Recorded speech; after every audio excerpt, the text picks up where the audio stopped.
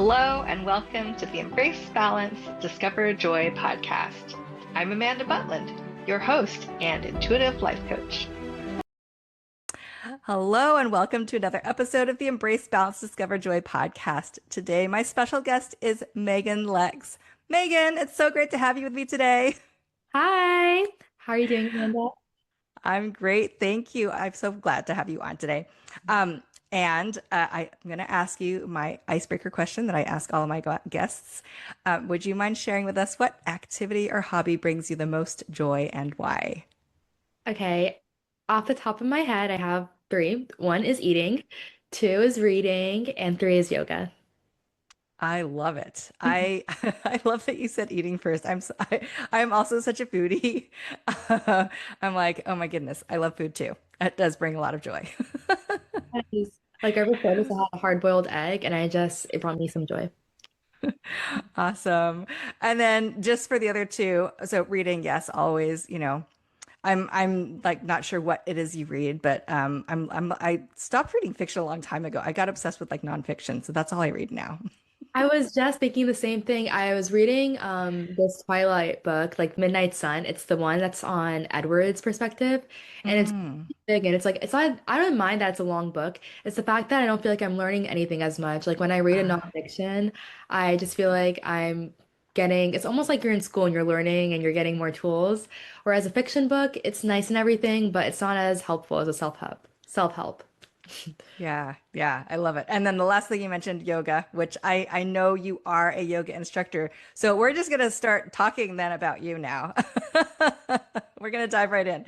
Um, and as a yoga instructor, I know that part of that is, it's helping people not just physically, but also spiritually and mentally as well. So I would love for you to start by talking about your journey, and how you got where you are today. Okay, so in regards to yoga, so I was really into Pilates. I considered myself a Pilates princess, me and my friends who did Pilates. We were all the princesses.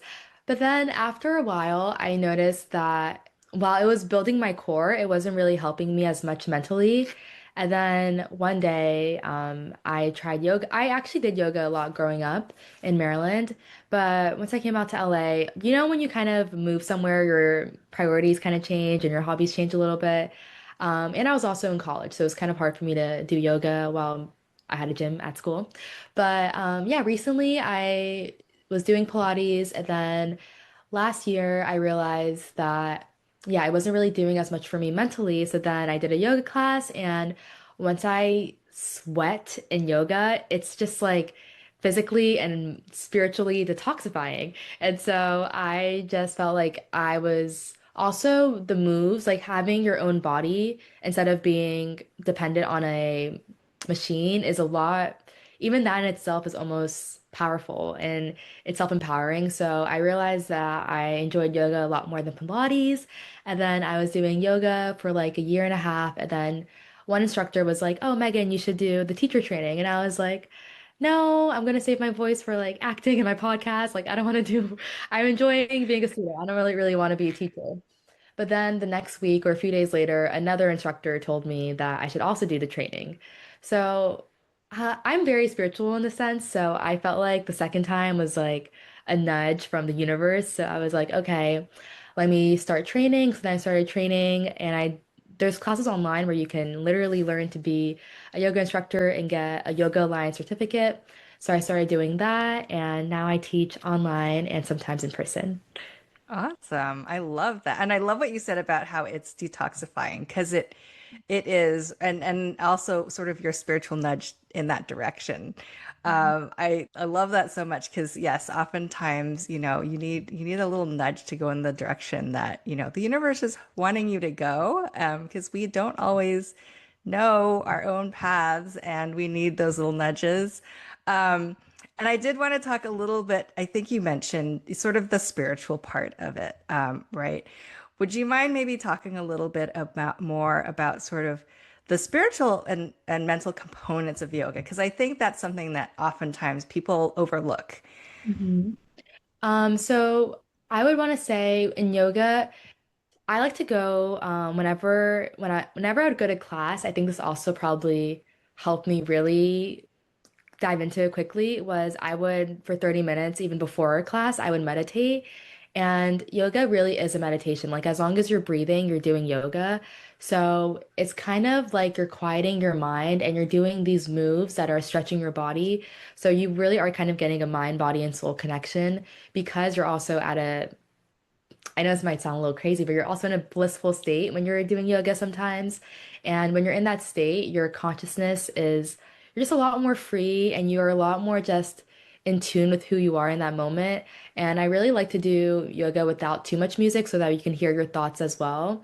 Because sometimes I'll be doing yoga and I'll remember something that I couldn't remember because I was so overwhelmed. And when you're overwhelmed and stressed out, you kind of instead of taking one step at a time, you feel like you have to do everything at once. But with yoga, it's like after I do yoga, I'm like, okay, check mark, I did yoga. Okay, now I can do this, and now I can do this. So it's like you're training your brain to kind of realize that everything is going to be okay, one step at a time. Like just breathe, relax, and what you have to get done will get done in time. So don't stress. Oh, I love that message. Thank you for sharing that. Yes, absolutely slowing down, taking one step at a time. Overwhelm is so prevalent in everybody's lives these days with all the things that they have on their plates. So I love that reminder that, just taking one step at a time, just taking the time to just breathe and be in the moment can really help to, alleviate those feelings of overwhelm when they really come up. Um, One of the other things I want to talk about a little bit more, what you brought up is the meditation piece of it. Because I think, a lot of people think of, yoga as exercise. We've already talked about that.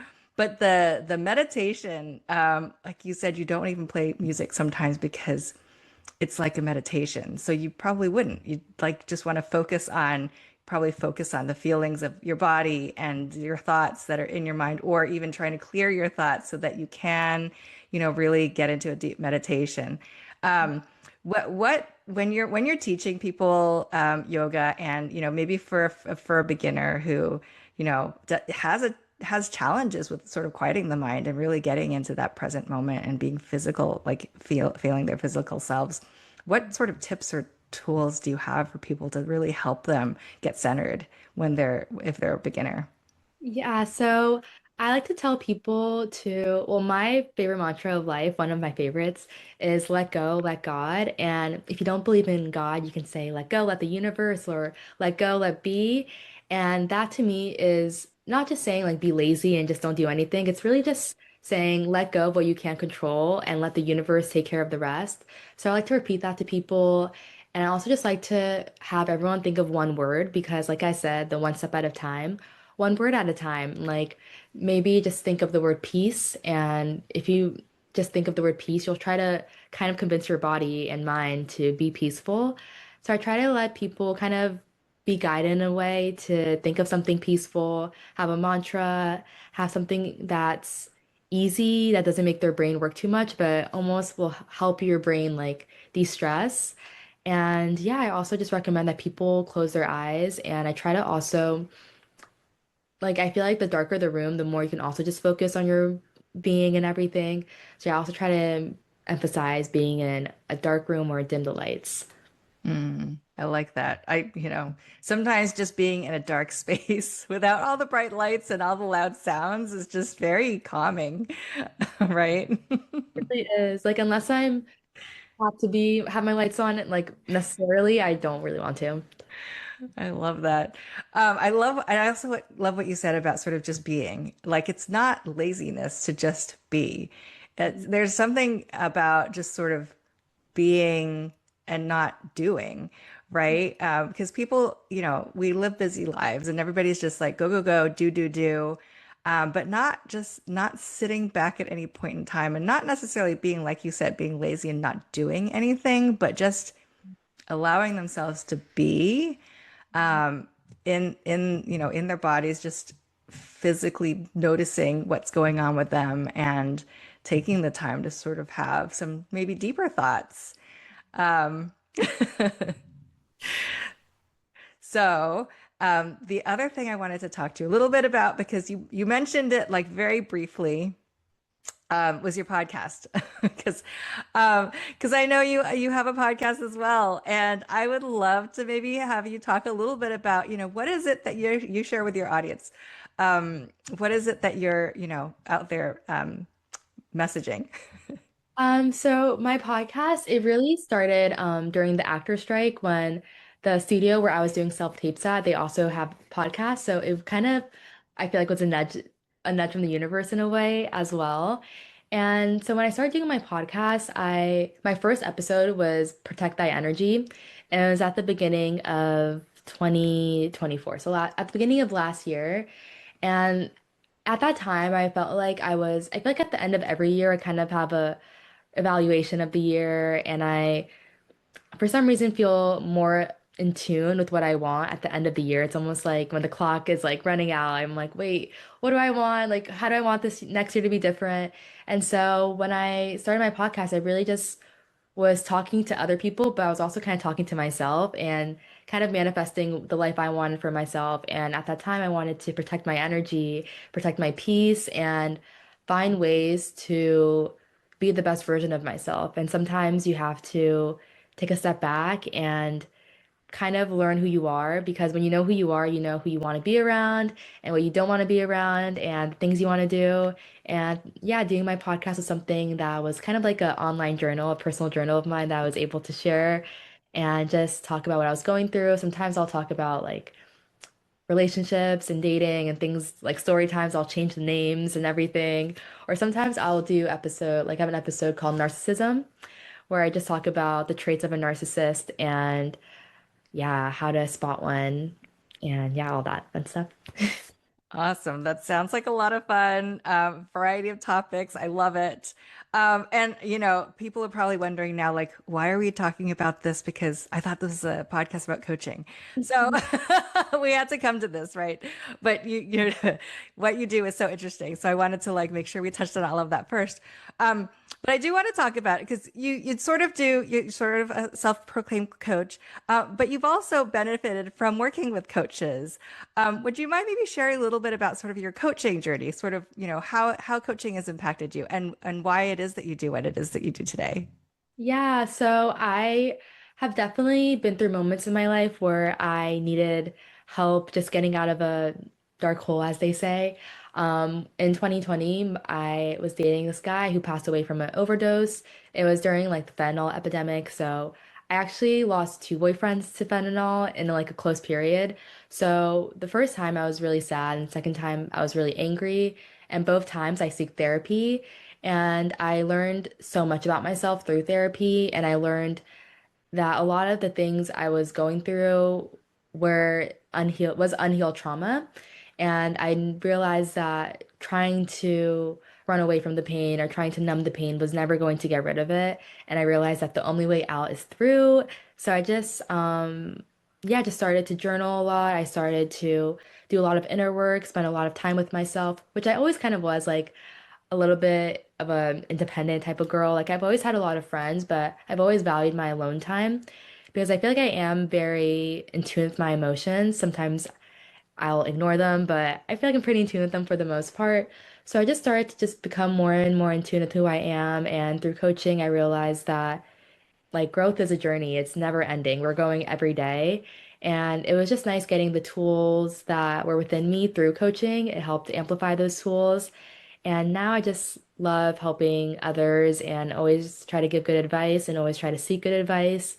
I'm very intentional with like the music I listen to, the things I watch, which I wasn't always like that before, but now I make it a point. I try to make that a choice to always strive to see the light instead of the darkness. Mm. Yeah, I love that. Yes, absolutely being intentional about, what it is that is important and what it is that you want, focused or around you. So I love that. And I wanted to touch back on something you had said. I think I might have lost it, but I'm like, I think I lost it. You said something, and I'm like, I want to go back to that. What was it? Oh, it was about life being a journey. Um, you said life is a journey. And I do want to touch on that because I think oftentimes people think like they have this goal and they want to achieve it. And then, like, well, then what happens after that? And just to remember that there is no end goal. Mhm. Right? Life is a journey. And even if you hit one little goal, like there's still more life. Like there's still more growth. There's still more things to grow into or learn from. And so I did want to touch on that a little bit around how, how there is no end goal to anything. Because oftentimes people go to a coach and they're like, well, I want you to help me achieve a goal. But what happens when you achieve that? What happens after that? Could we maybe talk about sort of like just that concept of life as a journey and how it's sort of, it's not, there's no one goal, it's never ending. Exactly.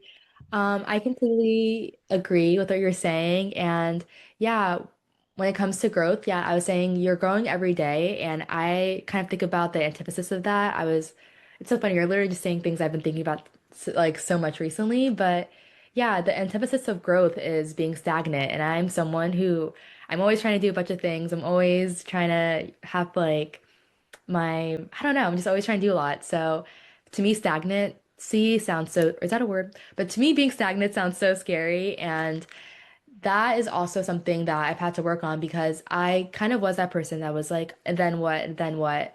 And in the book I'm reading, it talks about how a lot of people have this I'll be happy when syndrome, which is Mm, you think you'll be happy when you get a certain goal, you get this amount of money, you date a certain person, you get married, all these things, but happiness really is within you in the present moment. So it's good to have goals and to manifest the dream life you want, all that stuff, but if you aren't enjoying your life now, you're not going to enjoy it in the future. So I just want to always live in the moment and be intentional. Like I said, always do things that in the moment feel right to me and are feeding me. Like I said, like there's lightness and darkness. So I always try to go towards the light and try to do things that help brighten my light. So that's the way that I've tried to look at life instead of be having the I'll be happy when syndrome. I feel like I'm mm. slowly getting rid of those symptoms and yeah, just trying to grow every day because why would you want to be stagnant? And yeah, there's always so much to do and yeah. Yeah, I love that you brought up that it's growth is the stagnation is the antithesis of growth because you're right. Like if people don't, if they just, I mean, some people do get really comfortable in like one place, and they don't move, and you see it's a little bit sad when there's like no growth happening, and they're just like sort of like on the hamster wheel, right? They're just going to work, going home, sleeping, going to work, going home. Like it's that repetition of right. Like what kind of life is that without continued growth? So I love that you brought that up, and just the light that you bring and the growth that you're looking to achieve, and just continuous movement forward and growing. I love that. And just like you said, being intentional about that and not just allowing life to get away from you and happen to you versus like really being intentional and creating the life that you want. Yes. One of my favorite quotes, I have so many, but it's life is coming from you, not at you. And I feel like when you think about life that way, it really gives you so much control. And Yeah. Yeah. The other thing that I wanted to touch on was what you mentioned is just that happiness is from within, right? Just sort of getting rid of that, like, I'll be happy when syndrome, because I think, you're right. People they're trying to achieve these goals. They're trying to, live the dream, and accomplish, right? Gain these things like whether it's material or, relationship or whatever it might be, and thinking that attaining that will get them to happiness when really like what you said, happiness is from within. It's sort of a choice that you make, and you create it. It's not something that is external to you. So thank you for reminding us all of that. there's absolutely. Yeah. All right. So I'm going to start to wrap up. We've had an amazing conversation, covered a bunch of different topics. But before we wrap, I would love for you, if you have any final thoughts, final words for our audience, anything you'd like to share. I just want to say for anyone watching that, yeah, there's always light at the end of the tunnel, and it's always better to see the glass half full than half empty. I know that's such a cliche, but when you look for the bright side in every situation, you realize that the universe is working in your favor if you let it. And yeah, just always try to be intentional and protective of your energy because your energy is precious. And yeah, it's always important to remember. Oh, I love that. Yes, you're protecting your energy, such an important message. We don't always remember that piece of it. So, thank you again for being on with me today. It's been a pleasure, Megan. I've loved chatting with you. Thank you so much for having me. And I really appreciate, yeah, everything we talked about. It was so fun. I invite you to subscribe to the Embrace Balance Discover Joy podcast and join our community. If you feel inspired by what you hear, please leave a review and share this podcast with others who might benefit. And remember, it's never too late to embrace balance and discover joy in your life. Stay tuned for our upcoming episodes filled with inspiring stories and valuable insights. Until next time, take care and be kind to yourself.